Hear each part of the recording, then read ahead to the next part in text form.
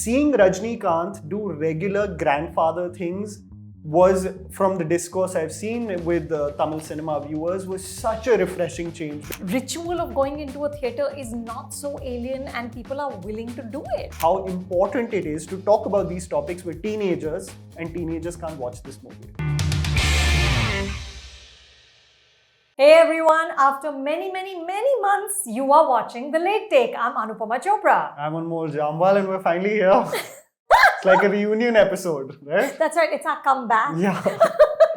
But what a weekend to come back to, right? What a weekend! Oh my god, I feel like I've seen so much and yet Anmol, I missed so much. Yeah. I didn't catch OMG 2, I didn't catch Jailer, so there's like big gaps in my knowledge. What should we begin with? Let's start with common ground, what we experienced. Sunny Paji. Which was Gadar 2. Amazing. Why don't you start? Listen, I think he's fat. Okay. I think he is just, I cannot believe that he's 65 and he can make these scenes look like, he could do it. He could actually pick up that wheel and throw it at someone and pick up the general and rotate him around. What didn't work for me was the length of the film, which I think at 170 minutes is a real endurance test. And when Sunny Paji is not on screen, then it's hard. It was definitely a slog when he's not there. When he's not there. And I found it very unintentionally funny that, you know, you're looking at the case of the son crossing the border, and then the stream has taken the father away back to India. So truthfully, Anmol, that was the line that broke. You know, कि मैं बहता बहता अपने देश पहुंच गया, and I'm like, okay, अब तो कुछ भी हो सकता है ना. Yeah. Anything's possible. मतलब अगर आप बहते बहते अपने देश पहुंच गए. Spoiler alert, everyone, for those who haven't seen Gadar, this is going to be full of spoilers. So then I felt like it doesn't matter. There are no rules. Yeah. But you know, I do agree with your first thought, especially, you know, when I look at these Telugu Sakranti releases that happen, and I see Nandamuri Balakrishna with one hammer, just, you know, he's just sifting through villains like it's no one's business. It's the event that you go for. So the audience knows what they're signing up for.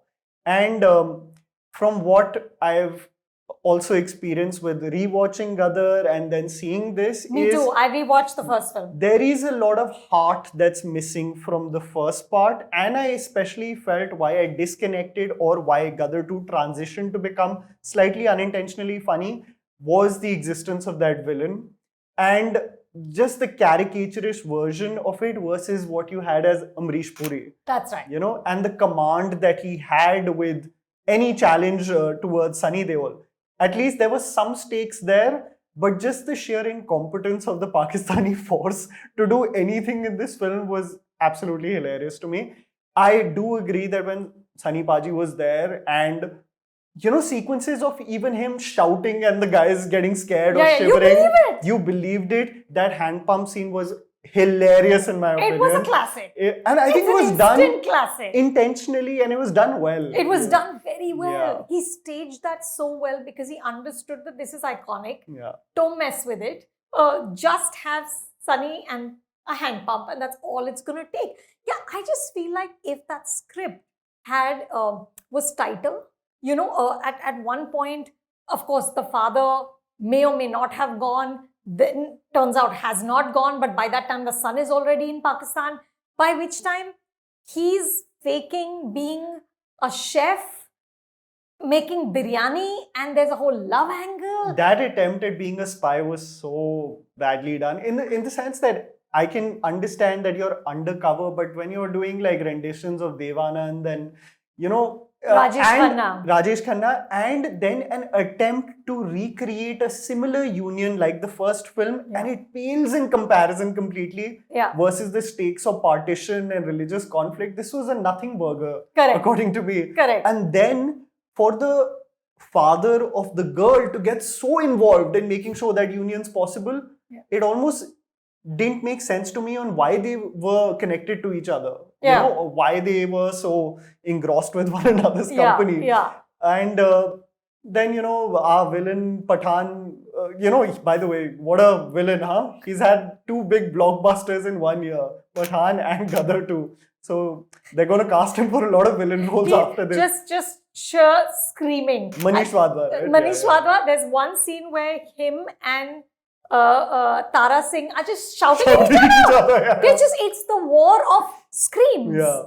You know what I also realized was, what are they going for? They're going for the lowest hanging fruit in terms of course. Insults. Of course. So they're all making joke of Pakistan, the state, and any department that exists over there is hugely incompetent. So we're going to say that हम वहाँ बांग्लादेश बना रहे हैं. अरे पाकिस्तान की currency India का तो दुगना है. So and that's leading to the woo.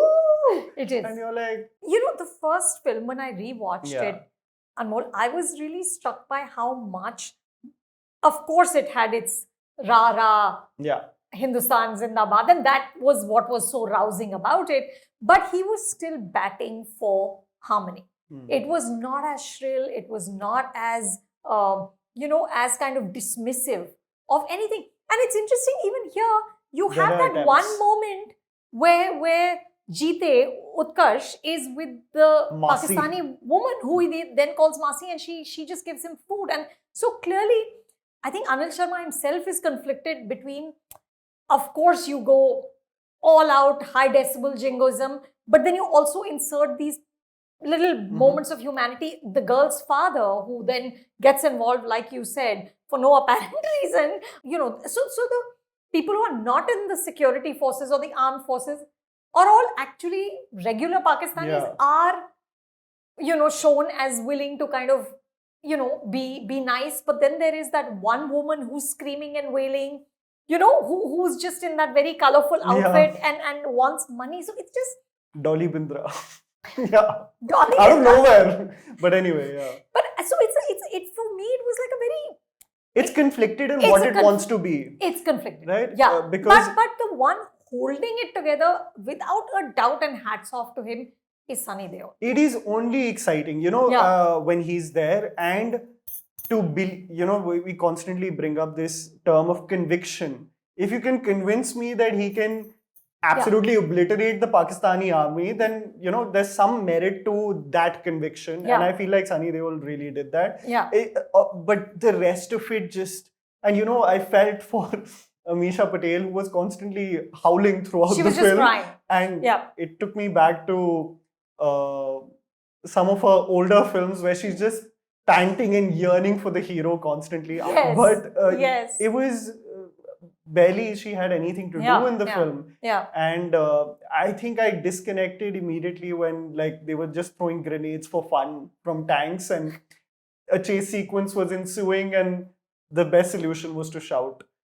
And But here's the thing, Anmol.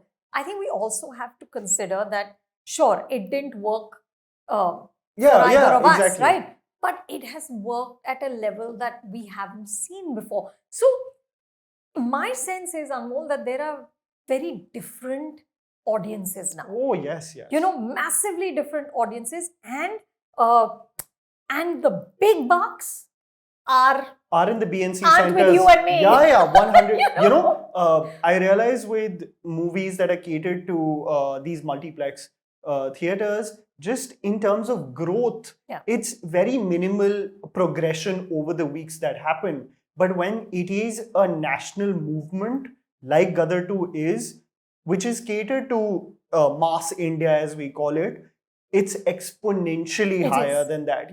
We think of it as English creators in the Indian space. Yeah. We actually do probably 20% what the Hindi creators do. Correct. While talking about those same films. Yeah. It is the impact that they have. Yeah. And I feel like...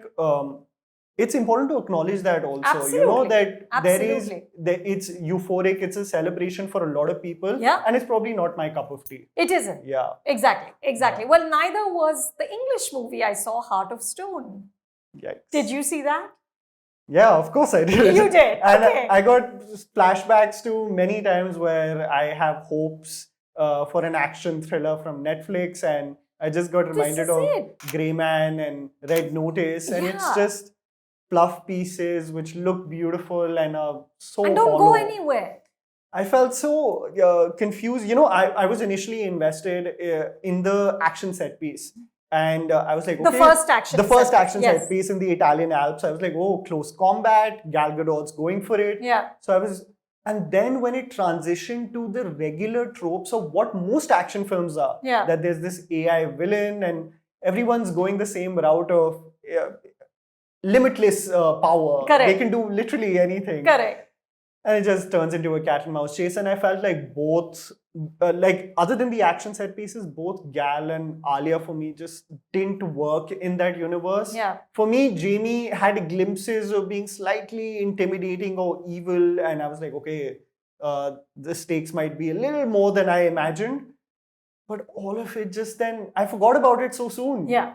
It is utterly forgettable. And what a shame, because these are such charismatic actors, right? So you don't need to have some great script, but at least a script that kind of gives you. I mean, what was Alia's character's motivation? Mujhe samajh hi nahi aaya. What is that? Who are these experiments? My father, they were conducting experiments on my parents, and they're dead. And what happened? Who are these parents? What has happened? And who is this scientist? What is he doing? They couldn't be bothered to even show us one picture. Yeah, there was not one visual. Articles and random articles that came up. And so imagine that you're not invested or have an idea about their origin only. Then how are you going to get invested with them? Neither do you have an origin story for Gal. It's just passed along with the Correct. thing. You were angry, you were bullied. Yeah, you were broken. That's what she says in the desert. But still, when they were doing even that scene, Anmol, I felt like with a halfway better script, kuch to between these two incredible women,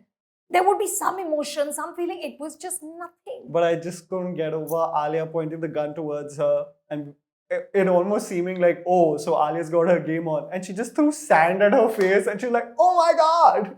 I was like, that's what it took to defeat you, sand?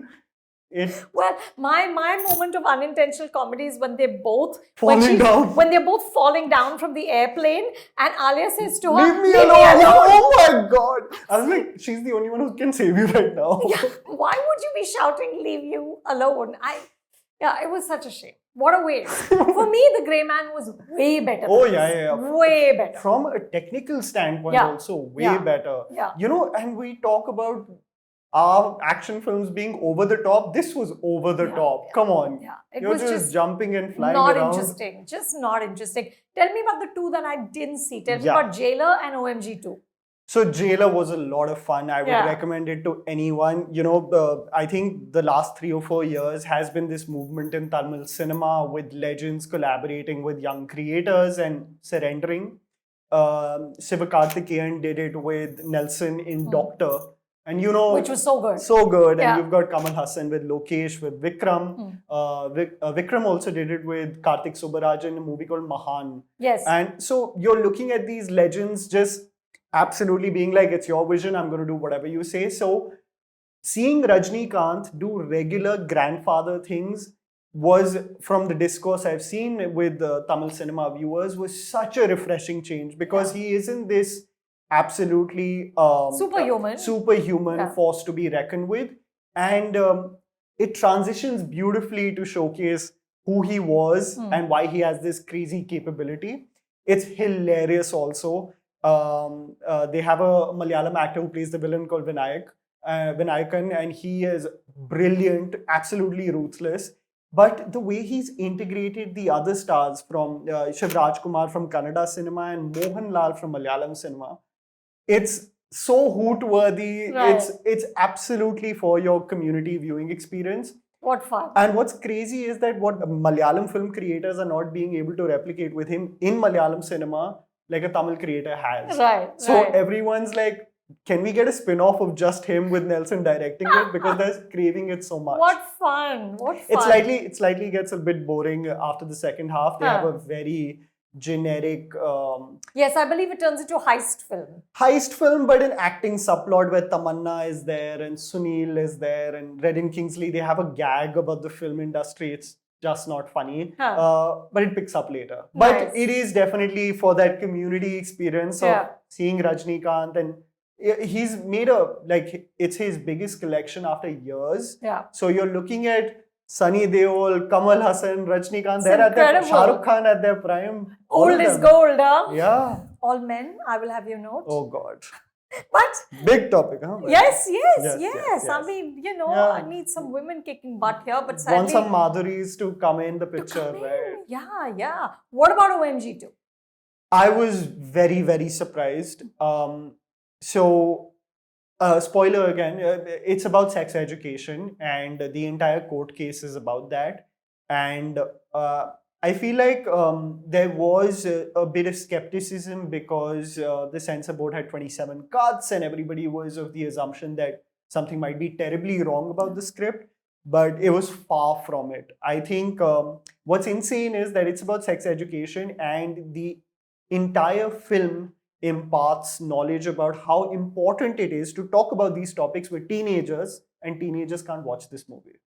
So it's crazy that the 13 to 17 demographic is ideal for this film. Right. About the details from good touch, bad touch, abuse, puberty, and what's natural in terms of satisfaction and pleasure. All of these things are being discussed by a brilliant actor like Pankaj Tripathi. So it communicates so well to the point where I wasn't at all uncomfortable of the details that were being talked about. And I thought it was so important. It's nicely written. It's nicely written. And, there are arguments about Yami almost being reductive with her counter. It almost reflecting on slightly making it too easy for Pankaj Tripathi for that case. But I would feel like it made sense because she was representing a school. Okay, so school was this big business power that was against this common man. So a lot of her insight was economically driven, versus about the nuance that Pankaj Tripathi was trying to impart on the impact that it had on his son. But it really was beautifully fleshed out, in my opinion. I absolutely loved it. And, nice. And Akshay seamlessly is in the screenplay. Right. He doesn't take center stage. He comes for 3 scenes or so. And I have to say, Pankaj Tripathi is just magic. Too good. Yeah. He's too good. And, for a movie that understated in terms of its delivery and screenplay, it had unanimous applause after every scene. There is merit to the argument that some of the topics should have been dealt with a little more seriousness because they have their jolly LLB gags here and there. Yeah. But I think it gets the point across of what we talk about as soft landing of sensitive topics in the commercial space. Yeah. It did really well. I was very surprised.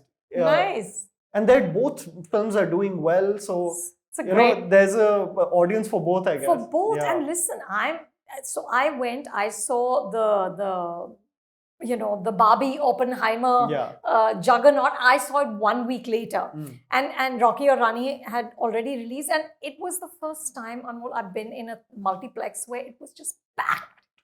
It felt so good. I mean, I was telling somebody that I had to stand in line to use the loo. And when that happens is when you know that people are really coming out. And now, clearly, the whole ritual of going into a theatre is not so alien and people are willing to do it. It's crazy what a disastrous year last year was and how it's picked up so much now. Yeah. And Barbie Oppenheimer was so big and now you've got Gadar and Jawan ahead. Oh, but I cannot wait. Before Jawan, did you see Made in Heaven? So I am on episode 5. I have not completed it. Can I ruin it for you? No, don't. don't. Yeah. Because I loved season 1. It was actually, it was so long ago, and it was one of my early sort of, after Sacred Games, it was one of the very early series that I really got latched on to. Otherwise, I was mostly not watching a lot of long form. Yeah. So I think Arjun Mathur is wonderful.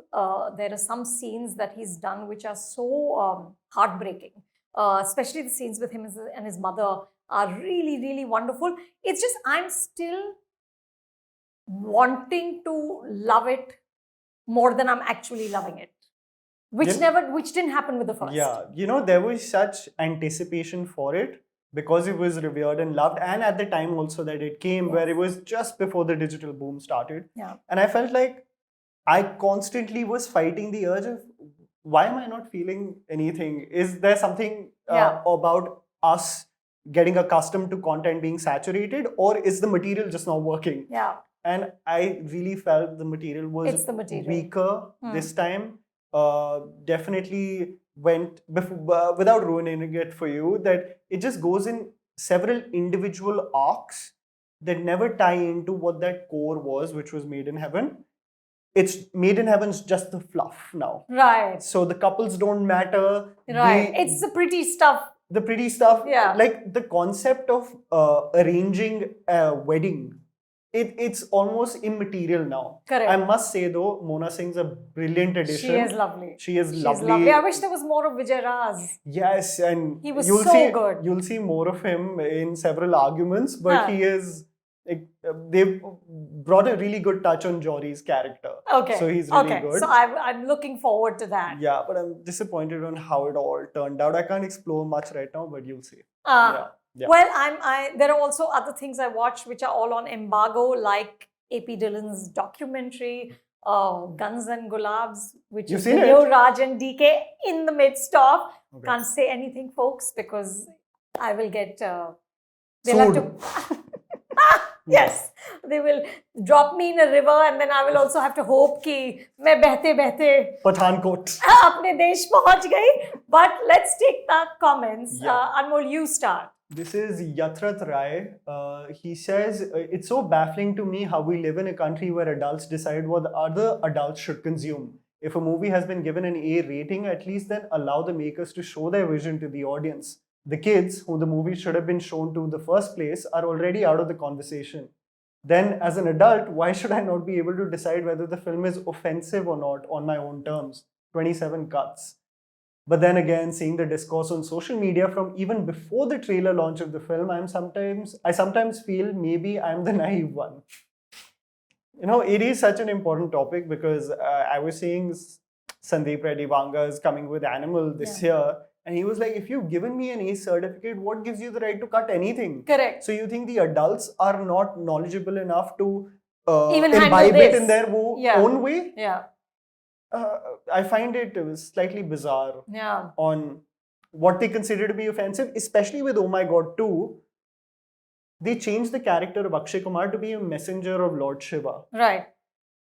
I presume that initially he was Lord Shiva. Correct. But you can't show that. Yeah. But it made no difference. It made no difference and it would have had the same impact. Correct. So I'm slightly confused on what they were going for. Yeah. And then of course they probably get uncomfortable with certain terms.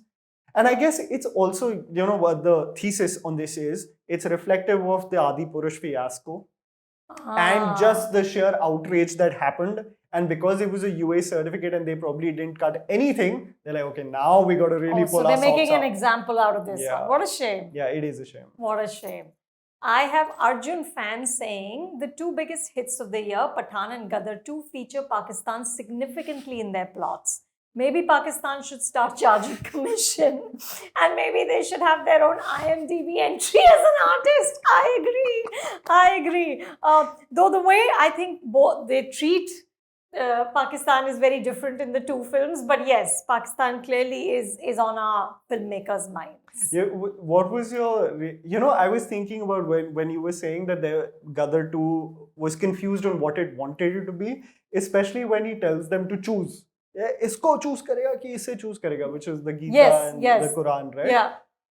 And then when Sunny Baji, do logo kyun nahi tune hug kiya, right?